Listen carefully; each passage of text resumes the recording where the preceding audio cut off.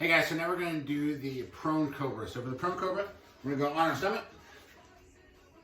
Hands are going to be at your side, thumbs pointed down. We're going to lock your shoulders in your back pocket.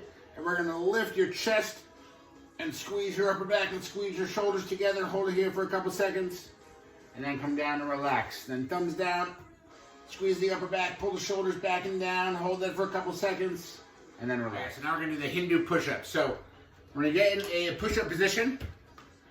We're going to bring our hands just a little bit in front of your shoulders. Bring the feet forward a little bit, hike the butt up. And then we're going to slowly drop yourself into the mat.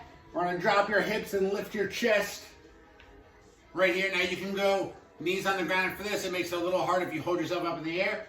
And then we're going to bring your butt back. Then heels to the ground. Hold a couple seconds. And swoop back in. Chest up high. Bring the butt back. Heels back to the ground. Alright guys, so then we got the front pack Bulgarian split squat. So I have my front pack on here loaded up with books. Of course you don't have to use that if you don't want to, but when we do a Bulgarian split squat, we're going to take a chair today. You can use a couch, bed, anything basically to prop your back foot up on. We're going to get in front of the chair, maybe about 1.5 feet or so with your foot, and then put that back foot up against the chair, couch, whatever you're using. We're going to stay nice and tall, and I'm going to bring my knee just about all the way to the floor as low as I can. Keep my knee tracking over my toe just a little bit. Keep my chest up high. I'm not going to lean forward too far. And then come back up. And very controlled on the way down. Bring the knee over the toe a little bit. Knee almost to the floor.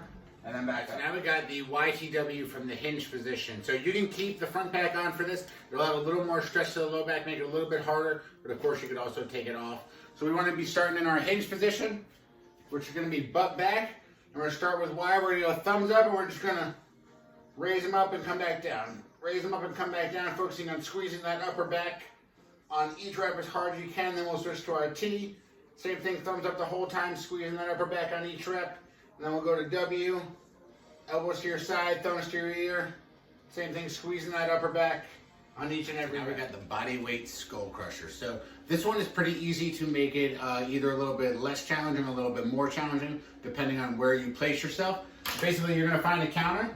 Put your hands on the counter, get your palms up against the bottoms there. You're gonna lean into it. Now the farther I go back, the harder it's gonna be. So this is a pretty hard version right here. I'm gonna go down, squeeze it up, just bending at my elbows. Right here, if I wanna make it a little bit easier, I'm just gonna simply move up a little bit, bend my elbows, come back up. The higher up I go, the easier this is going to be. Alright, so now we're going to do the wide grip push-up. So this is simply just a push-up with a little bit wider of a grip. So we're going to get a little more chest and back involved rather than your triceps. So I'm going to use this mat as my reference and put my hands outside of the mat so I get a nice and wide grip. Feet are just a little bit wider, maybe about shoulder width for some balance. And try and keep that elbow still at a 45-degree angle all the way down to your nose touches the floor. And then back up. You get that nice wide grip, controlled on the way down. And then explode back up. And of course, for anyone who wants to elevate their push-ups, we could do this on the staircase, the countertop. Just make sure you have enough room to keep your hand wide and you have a nice stable grip. All right, so now we got the body saw. So I don't have socks on today, so I'm gonna use the paper plates here behind me. And I got a nice mat for my elbows. You can use a pillow, anything soft for your elbows so you don't get beat up. We're gonna go elbows on the mat, toes, balls of your feet on our plate. We're gonna start in our plank position and we're gonna push back and then pull with the elbows. Keeping everything nice and flat. Abs are on the entire time.